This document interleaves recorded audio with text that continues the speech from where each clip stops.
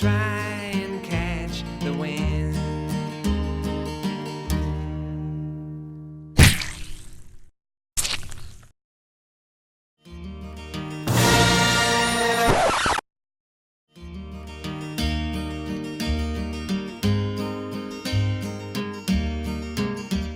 Welcome back, everyone, to an interesting episode 4 of Sour Flower. This is the show where I prove that the grass is not always greener on the other side of the controller.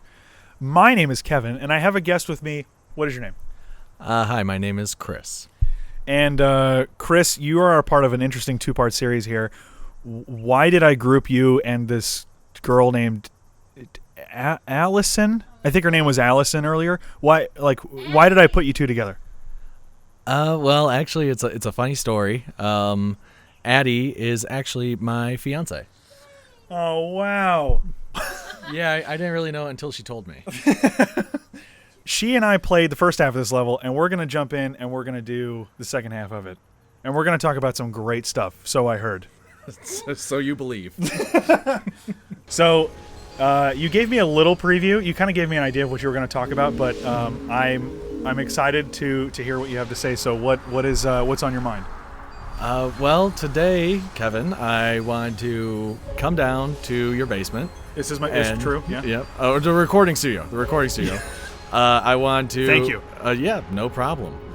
I want to talk to you about my struggles with depression. Secret flowers. Okay. Let's see. I've been dealing with it since I was about 8 or 9 years old. Oh, wow. Yeah. And how old are you now? I am now 27. So for the people that can do math, that's probably about 5 decades. Yeah. My depression specifically stems from there's a hypothesis that it's a chemical imbalance. Okay. So it's just the idea that my brain is not necessarily producing serotonin, dopamine, norepinephrine, these neurotransmitters that kind of provide feelings of happiness. So, you feel dopamine when your pulse starts to race and you kind of get a little excited. Okay. So depression hits people of all ages and backgrounds in different ways. You may have feelings of guilt, feelings of anxiety. There's a lot of social interaction that goes into that. Or lack thereof, I guess. Well, lack thereof, yeah. Social anxiety for sure. And it can just kind of affect you in your everyday life, and people don't always understand it. A lot of times people, and I've had this throughout my whole life, people will just kind of, learn that you're depressed, and they'll say, oh, why are you sad? Don't be sad, Oh, yeah, no, I've recognized the same things as, a lot of people can be... I wouldn't even say derogatory and say that they're immature. I would just say that they're naive about understanding what depression is and what it does, and you can't just oh man, just stop. We just cut it out. Right. Yeah, they think that they're just gonna shake you loose of it or something, and really it's out of your control. I mean, totally. most people in their life are going to experience depression one way or another. A lot of times it comes from grief, the loss of a family member, something like that. I don't know, maybe divorce. So there's that. Tie-in. See, he's been watching the episodes here. Yeah, you know it. Big fan. So there are people that will feel depression. That doesn't necessarily mean that it's such a part of their life that it actually keeps them from living their life in a full manner. There are degrees of it with, say, SAD, seasonal affective disorder. Okay. But then there are people where it will, if it can control them. For a long time, I would feel immense measures of time of just sadness, and you start to feel nothing at all at times, which a lot of times people will kind of take out physically on themselves with cutting. I've talked to a few different professionals. I've gone through 3 different medications, and a lot of times with medication, people will make the mistake of thinking oh, I took it, I'm feeling better. I can stop now. And it's not really that simple. Depression has a way of, it will continue to be a part of your life, and it will pop up, even if you're not expecting it. If you take the wrong medication, and I've had personal experience with this, I was on Paxil for a while, And Paxil actually made me feel kind of dead inside. You know, I felt gray and I felt dark and I felt like I just couldn't, I couldn't emote to anything, you know, with legitimate sincerity. Now, but you've gotten used to it though. You've had to adapt to it. I'm sure at first it was a bit of a lifestyle change, but now does it just feel like Tuesday? Like, is it not? Right. Okay. at this point in my life, that's TGIT.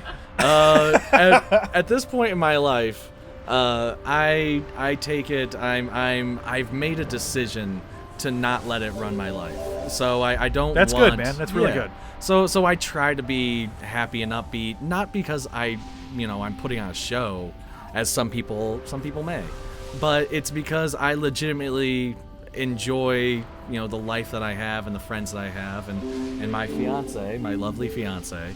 Wherever she is. Right. Rest in peace. Whatever her name Rest may in be. peace. Yeah. I'm trying to look at the what I do have. And it's very easy with depression to, kind of lose sight of that. And a lot of times, it's going to come from people not having much to begin with. So I've been very fortunate being able to battle it with loved ones. What is the thing outside of medication that you find consistently helps you the most? I find that, and this is something that I think everyone could relate to. I find that when I reflect internally and think about just what kind of problem this is, the scope of it, how it's going to affect my life, and I find ways to sort of downplay it, to kind of think, okay, it's not that bad, it's going to be, this problem will be fully taken care of within a couple of weeks, or it's really there's a simple solution for this, just keep your head above water. And you've adapted quite well over the years, I would say, if you've dealt with it from a pretty young age, as you said. I'm sure now it's not really, if you find an episode coming on, it's like, okay, I recognize the symptoms, I know what's going on, right. I just need to clear my head, or I just need to surround myself with people, or whatever you need to do to get through it. It's the same. It's the reason I don't want to own a gun at any point in my life, is because I know that there is that possibility that I could have a bad day, and I just decide to do something about it that is irreversible. Which I can personally tell you that I don't want, Chris, because I love you very much. Oh. I can't really speak for your fiance, Rip, but I